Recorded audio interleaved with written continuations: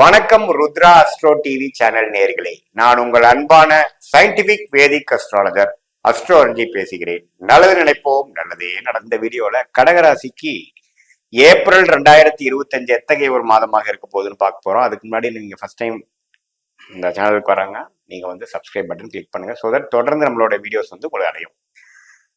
இப்போ பாத்தீங்கன்னா கடக ராசிக்காரர்களுக்கு வந்து அஷ்டம சனி வந்து 2 வருஷமா போயிட்டு இருந்தது எல்லாத்துக்கும் தெரியும். இப்போ பாத்தீங்கன்னா அஷ்டம சனி முடிய போகுது. எப்போ ஏப்ரல் மாதம் பிறக்கும் பொழுதே 2 நாட்கள் முடிந்துதான் பிறக்குது. ஸோ அப்படிங்கிறப்ப அருமையான ஒரு அமைப்பு கொடுக்குதுங்க. இதுவரை கஷ்டப்பட்டு இருந்த சில விஷயங்கள் நீங்கி ஒரு நல்ல ஹோப்பு அமைப்பு, நல்ல ஒரு விஷயத்தை நோக்கி போகக்கூடிய அமைப்புகள் ஏப்ரல் மாதம் முதல்ல இருந்தே நீங்க பார்க்கலாம். அதுவும் இல்லாம இதுவரை 12ஆம் இடத்துல இருந்த ராஜயோகாதிபதி செவ்வாய் லக்னத்துக்கே வரார். நீச்சமா இருந்தாலும் லக்னத்துக்கு வர்றது ஒரு சிறப்பு தான். 7ஆம் வீட்டை பார்க்கிறார். சில கருத்து விஷயங்கள், சில பங்குதாரர்களை வந்து கொஞ்சம் கவனமா இருக்கணும் குடும்பத்துல. மற்றபடி பாத்தீங்கன்னா எல்லாமே பாசிட்டிவா இருக்கு. 9ஆம் இடம்ங்கிற பாகிஸ்தானத்துல புதன், சுக்கிரன், சூரியன் எல்லாமே இருக்காரு. ஏப்ரல் 14ஆம் தேதிக்கு மேலதான் சூரியன் பாத்தீங்கன்னா 9ஆம் இடத்துல இருந்து 10ஆம் இடத்துக்கு போறது. இந்த தொழில் விஷயத்துல மேன்மை ஆகுறது, தொழில ஜெயிக்கக்கூடிய அமைப்பு. இதுவரை நீங்க வந்து ஏப்ரல் 14ஆம் தேதி போயிட்டு இருந்த அமைப்பு வந்து கொஞ்சம் ஒரு சுமாராகவும், ஏப்ரல் 11 சித்திரை மாசத்துக்கு அப்புறம் பாத்தீங்கன்னா நல்லாவே தொழில ஜெயிக்கக்கூடிய அமைப்புகள் எல்லாமே வந்து இந்த சூரிய பயிற்சி வந்து கொடுக்குதுங்க. ஸோ கடகராசிக்காரர்களுக்கு ஓவராலா பார்க்கும் பொழுது நல்ல ஒரு பலாபலன்கள் கொடுக்கக்கூடிய ஒரு மாதமாக, இதுவரை நீங்கள் கஷ்டப்பட்டுட்டு இருந்த எந்த ஒரு மேன்மையும் பார்க்க முடியாத அளவுக்கு இருந்த அமைப்பு மாறி கொஞ்சம் அடுத்தடுத்த லெவலுக்கு போகக்கூடியது. வேலையில் இருக்கிறவங்களுக்கு ஒரு ப்ரொமோஷன் கிடைக்கிறது. கவர்மெண்ட் விஷயத்துல இருக்கிறவங்களுக்கு ஒரு நல்ல ஒரு சேஞ்சு, ஒரு டிரான்ஸ்ஃபர் வித் ப்ரொமோஷன், அது மாதிரி விஷயங்கள் நல்லா கிடைக்கக்கூடிய அமைப்புகள் இருக்கு. அதே மாதிரி மாணவர்களுக்கு பார்த்தீங்கன்னா ஓரளவுக்கு அடுத்த லெவல் போகக்கூடிய அமைப்பு, ஒரு ஃபோக்கஸ், கான்சென்ட்ரேஷன், அது எல்லாமே கிடைக்கக்கூடிய அமைப்புகள் உண்டு.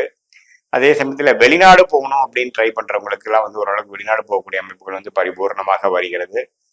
அதே சமயத்துல அடுத்த மாதம் வரக்கூடிய குரு பயிற்சி எல்லாமே பார்த்தீங்கன்னா ஓரளவுக்கு கொஞ்சம் வெளிநாடு சம்மந்தப்பட்டது, டிராவலிங், அது மாதிரி விஷயங்கள்லாம் வந்து கண்டிப்பா இருக்கு.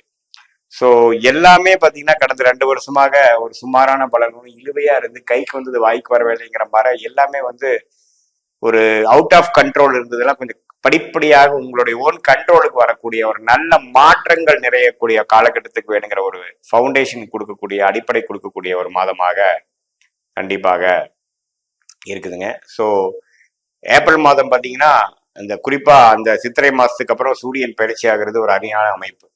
ஸோ அதனால இந்த மாதத்தை வந்து நீங்க உங்களோட டெவலப்மெண்ட்டுக்காகவும், இதுவரை நீங்க சில சிக்கல்கள் இருந்து அதுல இருந்து தப்ப முடியாமல் இருக்க வேணுங்கிற ஒரு சடனா ஒரு விஷயங்கள் முடித்து நான் வெளியில வந்துட்டேங்கிற மாதிரி ஒரு அமைப்பு இருக்கிறதுனால கொஞ்சம் கவனமாக எல்லாமே செய்யும் பொழுது நீங்க வெற்றி பெறுவது உறுதிங்கிறது நீங்க தெரிஞ்சுக்கணும். இது பாத்தீங்கன்னா மற்றபடி பார்த்தீங்கன்னா அந்த செவ்வாய் வந்து லக்னத்துக்கு வரும்போது அப்பப்போ கொஞ்சம் கோபதாபங்கள் வர்றதுக்கு மட்டும்தான் கொஞ்சம் கவனமா இருக்கக்கூடிய அமைப்புகள் இருக்கு. மற்றபடி குருவின் சஞ்சாரங்கள், மற்ற கிரகத்தின் சஞ்சாரங்கள்லாம் ஓரளவுக்கு நல்ல கையோங்கியே இருக்கக்கூடிய அமைப்புகள் இருக்கு. கடந்த 2.5 வருஷமாக பட்ட கஷ்டத்துக்கு கடைசியாக ஒரு விமோச்சனம் கிடைச்சதுங்கிற மாதிரி ஒரு அமைப்பு நிறைந்த ஒரு மாதமாக, ஒரு ஒரு நெக்ஸ்ட் லெவல் ஆஃப் ப்ரோக்ரஸுக்கு வேணுங்கிற ஒரு ஸ்டார்டிங் பாயிண்டாக நம்ம இந்த ஏப்ரல் மாதம் கண்டிப்பாக எடுத்துக்கலாம்.